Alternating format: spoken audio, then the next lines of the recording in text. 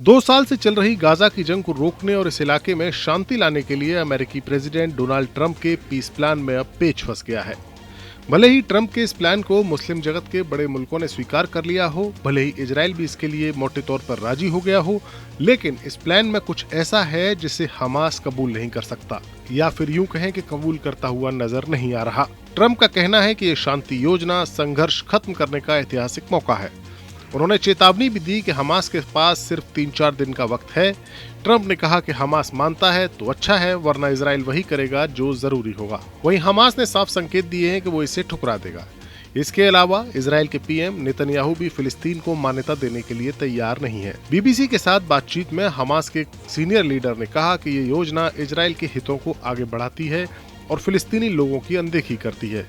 उन्होंने साफ किया कि हमास हथियार डालने और अपने लड़ाकों को निरस्त करने की शर्त नहीं मानेगा। वहीं इजराइल भी एक बात को लेकर राजी नहीं है। इजरायली पीएम नेतन्याहू ने इस प्लान को ऐतिहासिक तो बताया, लेकिन साथ में ये भी कहा कि इजराइल फिलिस्तीन को मान्यता देने पर सहमत नहीं होगा। इसमें फिलिस्तीनी राज्य यानी पैलेस्टाइन स्टेटहुड का भी कोई जिक्र नहीं है। उन्होंने कहा कि इजराइल कभी भी आतंकवाद को इनाम नहीं देगा। देश का दर्जा देना एक बड़ी गलती होगी। वहीं इजराइल के फाइनेंस मिनिस्टर बेजलेल स्मोट्रिच ने ट्रंप की योजना पर कड़ी आपत्ति जताई है। उन्होंने इसे कूटनीतिक नाकामी बताते हुए कहा है कि इसमें कतर की बढ़ती हुई भूमिका और गाजा में नई सुरक्षा व्यवस्था इजराइल के लिए खतरनाक होगी। वहीं कतर का कहना है कि वो इस प्रस्ताव का जिम्मेदारी से अध्ययन कर रहा है। ट्रंप ने दावा किया कि अरब और मुस्लिम देशों ने इस शांति योजना पर सहमति जताई है और अब सिर्फ हमास का फैसला बाकी है।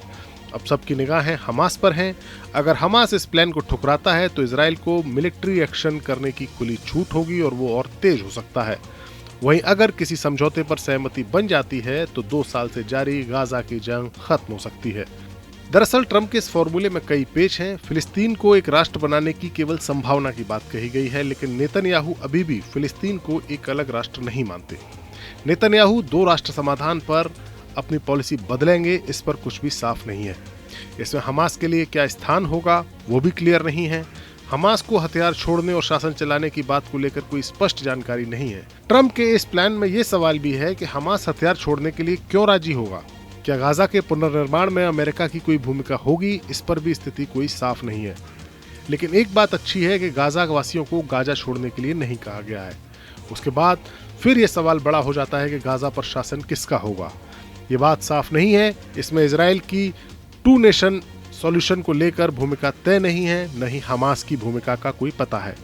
लेकिन हमास के ऊपर दबाव जरूर है। कई मुस्लिम देशों का दबाव हमास के ऊपर है कि वो इस समझौते को कबूल करे, क्योंकि ट्रंप ने कहा है कि अगर हमास इस समझौते को नहीं मानता तो अमेरिका पूरी तरह से इजराइल का साथ देगा। Bureau report, news nation.